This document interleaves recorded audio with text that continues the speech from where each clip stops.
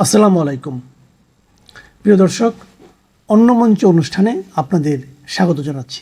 আসসালামু আলাইকুম প্রিয় দর্শক, এ কথা তো এখন সবার কাছেই স্পষ্ট যে মূলত আওয়ামী লীগের রাজনৈতিক কার্যক্রম নিষিদ্ধ রাখতেই, অথবা যদি সরাসরি বলে যে আওয়ামী লীগকে নিষিদ্ধ রাখতেই সন্ত্রাস বিরোধী আইনের দুটি সংশোধিত ধারা অধ্যাদেশ আকারে যে রাষ্ট্রপতি নির্দেশ জারি করা হয়েছিল সেটি আইনে পরিণত করা হয়েছে। এবং সেটির মাধ্যমে এখন কি দাঁড়াচ্ছে, এই মুহূর্তে প্রতিটি রাজনৈতিক দল ইনক্লুডিং বিএনপি সহ প্রতিটি রাজনৈতিক দল এবং পুরো দেশ ভয়ঙ্কর এক ঝুঁকির মুখে। প্রথমত, ডক্টর ইউনূস সরকারের মতন আরেকটি জঙ্গি সরকার আমাদের সামনে ভয়াবহ রূপে উপস্থিত হওয়ার আশঙ্কা দেখা দিচ্ছে। জামাত ভয়ে আছে যে তাদের কার্যক্রমও এই আইনের অধীনেই যে কোনো সময় নিষিদ্ধ করা হতে পারে প্রজ্ঞাপন জারির মাধ্যমে। আবার নিশ্চিতভাবেই এটুকু আমরা নিশ্চিত করে বলতে পারি যে বিএনপিও প্রচণ্ড একটা ঝুঁকির মধ্যে চলে গেল। বিল পাশের আগে কেন ঝুঁকির মধ্যে চলে গেল সে বিষয়টি পরে আসছি। বিল পাশের আগে সংসদে মোটামুটি প্রবল আপত্তি জানিয়েছিলেন বিরোধী দলীয় নেতা এবং জামায়াতের আমির ডাক্তার শফিকুর রহমান। তিনি কি বলেছিলেন, এটাও আমাদের কাছে যেমন হাস্যকর এবং একই সঙ্গে পরিহাসের এবং বিপজ্জনক। তিনি বলছিলেন যে এ সংক্রান্ত একটি তুলনামূলক শীট তারা 3-4 মিনিট আগে হাতে পেয়েছেন, তারা এটি পুরো পড়তে পারেননি। আইনটি অবশ্যই একটি স্পর্শকাতর আইনটি পাশের জন্য তাদের আরও একটু সময় দেওয়ার দাবি জানানো হচ্ছে। কেন জামাত এটিকে স্পর্শকাতর আইন বলল? জামাতের দাবির মুখেই তো, এনসিপির দাবির মুখেই তো অধ্যাদেশের বলে আওয়ামী লীগের রাজনৈতিক কার্যক্রম নিষিদ্ধ করেছিল ডক্টর ইউনূস সরকার। জামাতের আমিরের বক্তব্যের পর আমাদের স্বরাষ্ট্রমন্ত্রী সালাউদ্দিন আহমেদ কি বললেন সেটি আরও মজার।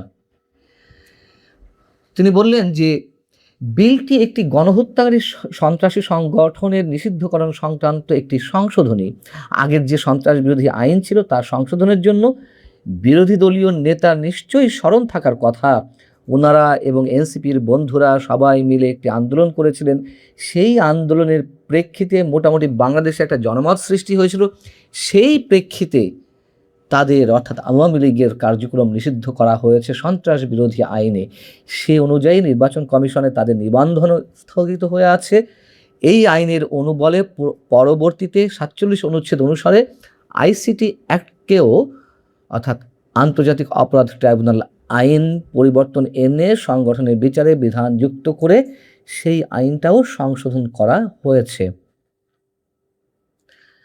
সালাউদ্দিন আহমেদ সাহেবের বক্তব্যটা আরও মজার আমি এই কারণে বলছিলাম যে যখন আওয়ামী লীগকে নিষিদ্ধ করার একটি প্রস্তাব জামাত এনসিপি পক্ষ থেকে উঠছিল তখন তারা তুমুল বিরোধিতা করেছিল। তারা সবসময় বলেছে এইভাবে নির্বাহী আদেশের মাধ্যমে কোনো রাজনৈতিক সংগঠন বা রাজনৈতিক দল নিষিদ্ধ করা ঠিক নয়।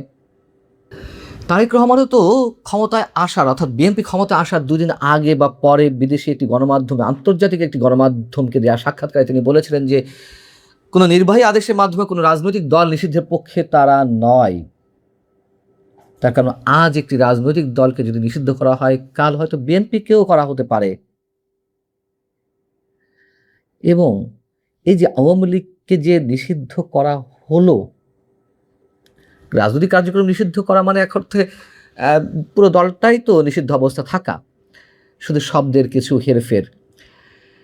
এই আওয়ামী লীগ কি বিনাশ হবে? প্রশ্নই ওঠে না। 6 মাস পর অথবা 6 বছর পর আরও সংগঠিত হয়ে এই দলটি ক্ষমতায় আসবে, এটুকু বলা যায়। হয়তো আরও কিছু সময় লাগতে পারে, আসবে তো। তখন নিশ্চিতভাবেই বিএনপিকে নিষিদ্ধ করবে আওয়ামী লীগ।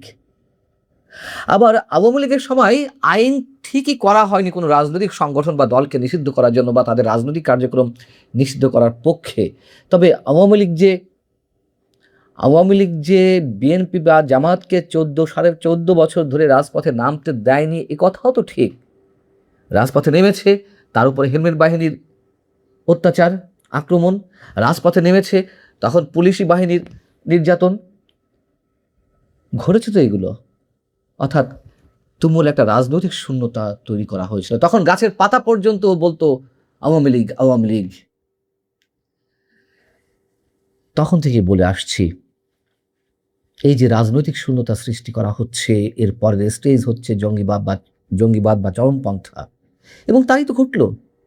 ডক্টর ইউনূস সরকার আমাদের সামনে আবির্ভূত হলেন ভয়ঙ্কর একটি শক্তি নিয়ে, জঙ্গিবাদী শক্তির প্রচ্ছন্ন সমর্থনে, তাদের উপরে ভর করেই তো ডক্টর ইউনূসের সরকার এসেছিল আমাদের সামনে। এখন যে রাজনৈতিক শূন্যতা সৃষ্টি করা হচ্ছে, যে কোনো মুহূর্তে, যে কোনো পরিস্থিতিতে, সেই হিসেবে আরও একটা জঙ্গি সরকার নিশ্চিতভাবে আমাদের সামনে আসতে যাচ্ছে। আতঙ্কে থেকেই এই কথাগুলো বলছি। আশাটা অস্বাভাবিক কিছু নয়। এবং জামাতও ভয়ে আছে এই একই অস্ত্র ব্যবহার করে, একই আইন ব্যবহার করে তাদেরকেও যে কোনো সময়, মানে তাদের রাজনৈতিক কার্যক্রম যে কোনো সময় নিষিদ্ধ করা হতে পারে। এবং সেই ভয় থেকেই জামাতের আমির মোটামুটি প্রবল আপত্তি তুলে ধরেছিল। বিএনপি যে খেলা খেলছে, এটিও আমাদের সামনে নতুন কিছু নয়, হয়তো ওই অর্থে যে যে যখন ক্ষমতায় যায় তারা আর ভাবতে পারে না যে কোনো সময় তাদেরকেও ক্ষমতা থেকে বিদায় নেওয়া লাগতে পারে। প্রতিটি দল ক্ষমতায় যাওয়ার সঙ্গে সঙ্গেই মনে করে আজীবনের জন্য তারা ক্ষমতায় এসেছে। কেউ নয়, পৃথিবীর কোনো শক্তির সাধ্য নেই তাদেরকে ক্ষমতা থেকে হটানোর। এবং আওয়ামী লীগ যতদিন না পর্যন্ত ফিরে না আসতে পারে খুব স্বাভাবিক প্রক্রিয়ায়, অনেকেই প্রশ্ন করছেন তাহলে কি আওয়ামী লীগ আন্ডারগ্রাউন্ডে চলে যাবে? হতে পারে। পৃথিবীর বিভিন্ন ধরনের ইতিহাস তাই বলে, এবং ইতিহাস এটাই বলে যে কোনো রাজনৈতিক দলকে নিষিদ্ধ করে তার আদর্শত্ব ধ্বংস করা যায়নি, বরং তারা ফিরে এসেছে আরও সর্বগ্রাসী রূপে হয়তো, অথবা তাদের কারণে পুরো রাষ্ট্র অস্থিতিশীল হয়ে ওঠে চরম এক বিভাজনের জায়গা থেকে। যেমন আমরা মিশরের মুসলিম ব্রাদারহুডের কথা বলতে পারি। এই সংগঠনটিকে নিষিদ্ধ করা হলো কথিত গণতন্ত্রের উত্তরণের পর। কি হলো তাতে? তারা আন্ডারগ্রাউন্ডে চলে গেল, এবং তার পরবর্তী কার্যক্রমগুলো সম্বন্ধে তো আমরা নিশ্চিতভাবে জানি। আওয়ামী লীগও আন্ডারগ্রাউন্ডে চলে যাবে কি না আমরা জানি না, তবে এর ফলটি নিশ্চয়ই কারোর জন্যই সুখকর নয়, এবং সবচেয়ে বেশি খেসারত দিতে হবে আমাদের মতো সাধারণ মানুষকেই। এক বন্ধু ঢাকা থেকে খবরটি দিলেন, একটি গুঞ্জন যেটি খুব জোরালো চলছে ঢাকায় নাকি। সেই গুঞ্জনটি হলো দলের ভেতরে, মানে বিএনপি, বাংলাদেশের শাসক দল বিএনপির, সেই দলের ভেতরে একজন নেতা নাকি তারেক রহমানকে ভারত বিরোধী লাইনে ঠেলে দিয়ে পরে ভারতের সমর্থন নিয়ে নিজে ক্ষমতা দখলের সুযোগ খুঁজছেন। মানে তারেক রহমানের দলের ভেতরে কোনো ক্ষমতাধর নেতা, তিনি তারেক রহমানকে ভারতের কাছে খারাপ করে দিচ্ছেন, দিয়ে তারপরে ভারতের সমর্থন নিয়ে, যেমনভাবে তারেক ক্ষমতায় বসেছেন ভারতের সমর্থনে, তেমনিভাবে তিনিও ক্ষমতায় বসবেন সেই সুযোগ খুঁজছেন। এমন দাবির পক্ষে এখন পর্যন্ত কোনো শক্ত অন রেকর্ড বিশ্বাসযোগ্য প্রমাণ আমি পাইনি। সেটাই স্বাভাবিক, কারণ গোটা ছবি সামনে আসতে সময় লাগে। আপাতত যা পাওয়া যাচ্ছে তা হলো বিএনপির ভেতরে শৃঙ্খলা সংকট ও স্থানীয় পর্যায়ে ফ্যাকশনাল টানাপোড়েন, এটা পুরনো কথা। কিন্তু কেউ বা একাধিক মানুষ প্রধানমন্ত্রী হওয়ার স্বপ্ন দেখছেন, বা তারেককে ভারত বিরোধিতার ফাঁদে ফেলে প্রধানমন্ত্রিত্ব থেকে হটানোর ষড়যন্ত্র চলছে, এ ধরনের নির্দিষ্ট অভিযোগ এখনো বেশি জল্পনা কম বাস্তবতা, সেটাই স্বাভাবিক, আগেই বলেছি। আচ্ছা বলুন তো, 24-এর 5ই আগস্টের আগে 3 তারিখ কিংবা 4 তারিখেও আগস্টে কেউ কি ভাবতে পেরেছিল যে শেখ হাসিনাকে এইভাবে চলে যেতে হবে ভারতে, তার সরকারের পতন ঘটবে? কেউ ভাবতে পেরেছিল? পারেনি। রাজনীতি এমনই। বিএনপির যে নেতার নাম এই প্রসঙ্গে সবচেয়ে বেশি উঠে আসছে, সেই নামটি হচ্ছে সালাউদ্দিন আহমেদ, দেশের বর্তমান স্বরাষ্ট্রমন্ত্রী। আবার পার্টিরও খুব বড় পজিশনে তিনি আছেন, স্থায়ী কমিটির। আজকের আলোচনা করছি এই খুব সংবেদনশীল বিষয়, কিন্তু এখন ঢাকার রাজনৈতিক অন্দরমহলে খুব আলোচিত এই প্রশ্নটি দিয়ে, বিএনপির ভেতরে কি সত্যি এমন একটি ক্ষমতা কেন্দ্র তৈরি হচ্ছে যেখানে সালাউদ্দিন আহমেদের নাম তারেক রহমানের সম্ভাব্য বিকল্প হিসেবে উঠে আসছে? প্রশ্নটি গুরুত্বপূর্ণ, কারণ প্রকাশ্য ও বিশ্বাসযোগ্য রিপোর্টিং অনুযায়ী বিএনপির প্রধান কার্যত একক ক্ষমতাসীন এবং স্পষ্ট প্রধানমন্ত্রীর দাবিদার আছেন এই একজনই, তারেক রহমান, এবং দলীয় নেতৃত্বের কেন্দ্রও তাকে ঘিরেই গড়ে উঠেছে। কিন্তু রাজনীতিতে সব সময় প্রকাশ্য ছবি আর অন্তর্গত বাস্তবতা এক জিনিস হয় না।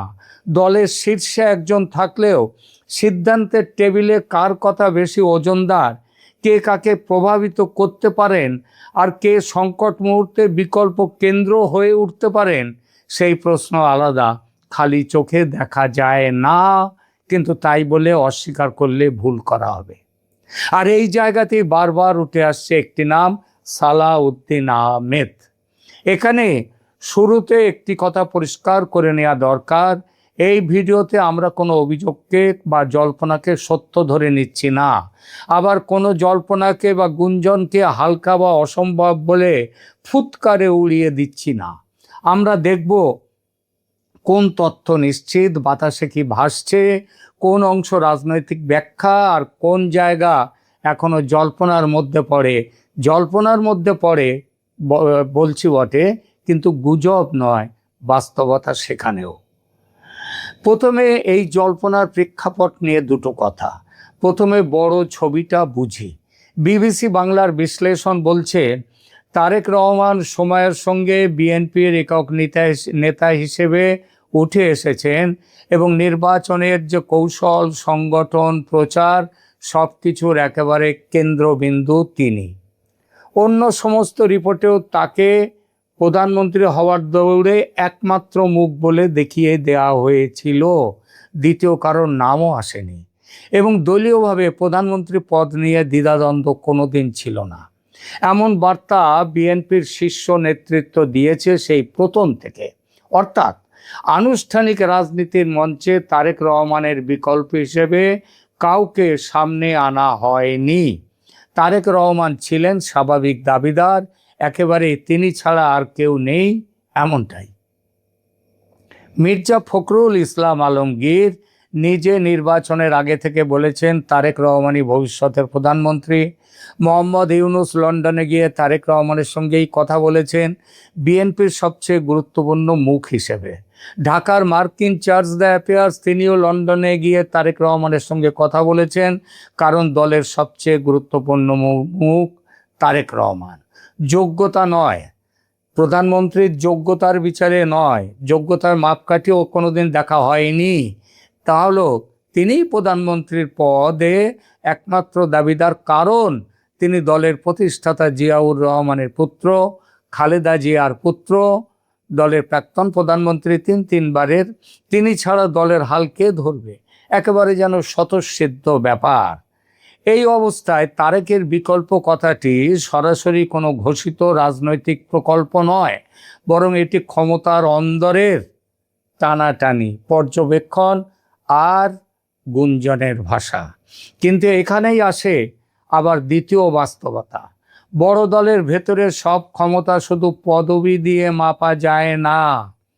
কে চেয়ারম্যানের সবচেয়ে কাছের, কে নীতি নির্ধারণী বৈঠকে নিয়মিত থাকেন, কে রাষ্ট্রীয় মন্ত্রণালয়ের নিয়ন্ত্রণে, কে মাঠ পর্যায়ে নিজস্ব নেটওয়ার্ক ধরে রেখেছেন, এসবও পাওয়ার সেন্টার গড়ে তোলে।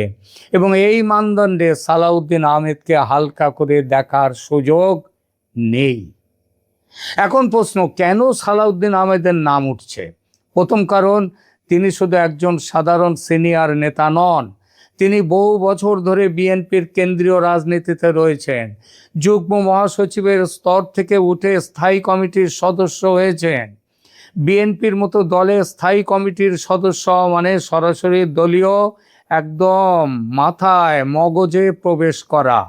দ্বিতীয় কারণ, তারেক রহমানের সঙ্গে তার দূরত্ব নয়, সালাউদ্দিন আহমেদের দূরত্ব নয়, বরং ঘনিষ্ঠ সম্পর্কটাও একটা কারণ। দুজনের মধ্যে ঘনিষ্ঠ অ্যাক্সেস আছে তারেক রহমানের কাছে সালাউদ্দিন আহমেদের, এমন ইঙ্গিত বারবার এসেছে। বাংলা ট্রিবিউনের এক প্রতিবেদনে বিএনপির গুরুত্বপূর্ণ নেতাদের উদ্ধৃতি দিয়ে বলা হয়েছিল, তারেক রহমানের আগ্রহ থাকার জন্যেই সালাউদ্দিন ভারতে বসেও স্থায়ী কমিটির বৈঠকে অংশ নিতেন। ভাবতে পারছেন? এটি ছোট কথা নয়। কেন ভারতে থেকেও, সেটা পরে আসছে, আপনারা অনেকেই জানেন, তবুও দু কথা বলবো।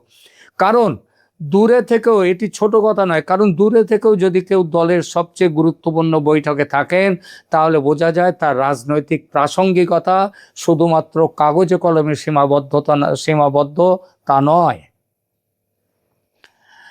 তৃতীয় কারণ, তাকে কেবল দলে রাখা হয়নি, তাকে স্বরাষ্ট্রমন্ত্রী করা হয়েছে। স্বরাষ্ট্র মন্ত্রণালয় এমন এক জায়গা যেখানে প্রশাসন, আইন শৃঙ্খলা, নিরাপত্তা, মাঠ ক্ষমতা এবং রাষ্ট্রযন্ত্রের সঙ্গে সম্পর্ক সব এক জায়গায় এসে মিশে যায়। ভারতে দেখেছেন প্রধানমন্ত্রী মোদির স্বরাষ্ট্রমন্ত্রী হচ্ছেন অমিত শাহ। মন্ত্রী পরিষদে প্রধানমন্ত্রীর পর সবচেয়ে গুরুত্বপূর্ণ পদ হলো স্বরাষ্ট্রমন্ত্রীর পদ। অতএব একজন নেতার বিরুদ্ধে গুঞ্জন থাকলেও যদি তাকেই স্বরাষ্ট্র মন্ত্রণালয় দেওয়া হয়, তাহলে এটাকে তার শক্তিশালী অবস্থানের ইঙ্গিত হিসেবেই পড়তে হবে। এ থেকে এই বার্তা স্পষ্ট হয় যে চাইলেই তাকে মানে সালাউদ্দিন আহমেদকে বাদ দেওয়া যায় না, বাদ দেওয়া যায়নি। চতুর্থ কারণ, তার ব্যক্তিগত রাজনৈতিক আখ্যানও তাকে অন্যদের থেকে আলাদা করেছে। প্রথম আলোর বিশ্লেষণে তাকে গুমের শিকার, দীর্ঘ নির্বাসন শেষে প্রত্যাবর্তন এবং পরে স্বরাষ্ট্র মন্ত্রণালয়ের দায়িত্ব পাওয়া, এই ধারাবাহিকতায় দেখা হয়েছে। রাজনীতিতে এমন ভিকটিমহুড টু পাওয়ার মানে অত্যন্ত অত্যাচারিত, সেখান থেকে পাওয়ারে আসার ন্যারেটিভ অনেক সময় সেই নেতার প্রতি আবেগ, সহানুভূতি, সাংগঠনিক মর্যাদা সব কিছু বাড়িয়ে দেয়। আর এটাই হয়েছে সালাউদ্দিন আহমেদের ক্ষেত্রে। পঞ্চম কারণ, সালাউদ্দিন আহমেদের একটা নিজস্ব মাঠ ভিত্তিক সংগঠন আছে। তিনি কক্সবাজার অঞ্চলে দীর্ঘদিন সাংগঠনিক ভিত্তি ধরে রেখেছেন। জেলা বিএনপির আহ্বায়ক ও সভাপতি হিসেবেও কাজ করেছেন। অর্থাৎ তিনি শুধু ঢাকার ড্রয়িং রুম নেতা নন, তার নিজেরও আঞ্চলিক শক্তির জায়গা আছে। এই পাঁচটি স্তম্ভ, দলীয় পদ, তারেকের কাছে অ্যাক্সেস, রাষ্ট্রীয় দপ্তর মানে স্বরাষ্ট্র দপ্তর, সংগ্রামী প্রতীকী পুঁজি এবং আঞ্চলিক নেটওয়ার্ক, সব মিলিয়ে সালাউদ্দিন আহমেদের ক্ষমতার ভিত্তি গড়ে উঠেছে। এবার আসি সবচেয়ে বিতর্কিত অংশ, যেটা আগে বলবো বলেছি, পরে সেই অংশে। সেটা হচ্ছে সবচেয়ে বিতর্কিত অংশ হচ্ছে ভারত অধ্যায়।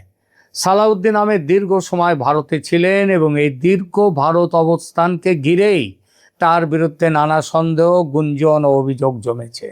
কিন্তু এখানে তথ্য আর ব্যাখ্যাকে আলাদা করতে হবে। যাচাইযোগ্য তথ্য হলো, যেটা সবাই জানে, যে 2015 সালে শিলংয়ে তাকে খুঁজে পায়, ভারতের শিলংয়ে খুঁজে পাওয়ার পর ভারতে তাকে বৈধ কাগজপত্র ছাড়া প্রবেশের অভিযোগে ফরেনার্স অ্যাক্টে মামলা হয়। তিনি সালাউদ্দিন আহমেদ এই ঘটনা সম্পর্কে বলেছেন যে 2015 সালে তাকে গুম করে দেয়া হয় এবং গুম করার পর তারপরে তাকে ভারতে পৌঁছে দেওয়া হয়। কেন ভারতে পৌঁছে দেওয়া হয় সে উত্তরটা কিন্তু সালাউদ্দিন আহমেদ দেননি। সেটা নিয়েও আমরা আলোচনায় আসব। তাকে ফরেনার্স অ্যাক্টে 2018 সালে তো তিনি সেই ফরেনার্স অ্যাক্টে তার বিরুদ্ধে যে মামলা হয়েছিল সেই মামলা থেকে খালাস পান। খালাস পেলেও ভারত সরকার তার বিরুদ্ধে ওই খালাসের বিরুদ্ধে আপিল করে, ফলে তাকে সেখানে থেকে আইনি লড়াই চালাতে হয়। এইটা হচ্ছে সামনাসামনি যেটা আমরা পাচ্ছি। এই আইনি জটিলতা, ট্রাভেল ডকুমেন্ট সমস্যা এবং পরবর্তী রাজনৈতিক পরিস্থিতি সব মিলিয়ে প্রায় 9 বছর তিনি ভারতে থাকেন। আর এখান থেকে জন্ম হয় জল্পনার। কেন জল্পনা? শিলংয়ে ধরা পড়ার পর দীর্ঘ 9 বছর সালাউদ্দিন আহমেদ ভারতে থাকেন। অভিযোগ, তিনি খুব অল্প দিন জেলে ছিলেন, খুব অল্প দিন। তারপর মোটামুটি স্বাধীনভাবেই ভারতে থাকতেন। এই জন্যই ভারতের সঙ্গে তার ঘনিষ্ঠ সম্পর্কের অভিযোগ উঠেছে যে তিনি নাকি রয়ের লোক। Research and analysis wing, Bharat সরকারের গোয়েন্দা সংস্থা, তার সাথে নাকি তার যোগ আছে। পুরো 9 বছর জেলে ছিলেন, এটা ঠিক নয়। আবার একেবারে স্বাধীনভাবে ছিলেন, তাই ভারতের সঙ্গে ঘনিষ্ঠ সম্পর্ক ছিল, এটাও প্রমাণিত তথ্য নয়। কিন্তু প্রমাণ এক জিনিস, সব জিনিস কি প্রমাণ হয়? খুনও তো প্রমাণ হয় না যে কেউ খুন হয়েছে। তো সবচেয়ে বেশি যাচাইযোগ্য সেটা হলো শিলংয়ে গ্রেপ্তারির পর তার বিরুদ্ধে ভারতে অনুপ্রবেশের মামলা হয়। শুরুতে তিনি জেল হেফাজতে ছিলেন কয়েকটা মাত্র দিন। পরে দীর্ঘ আইনি প্রক্রিয়া, আপিল, নথিপত্র প্রত্যাবর্তন সংক্রান্ত জটিলতার কারণে তিনি ভারতে থেকে যান। 1 দিন নয়, 1 বছর নয়, প্রায় 9 বছর। 2024 সালে শেখ হাসিনা সরকারের পতনের পর ওই আগস্ট মাসেই ভারত তাকে স্পেশাল ট্রাভেল ডকুমেন্ট দিয়ে বাংলাদেশে পাঠিয়ে দেয়। ভারতে তার অবস্থান শুরুর কয়েকদিন বাদে মোটামুটি স্বাধীন ছিল তার অবস্থান।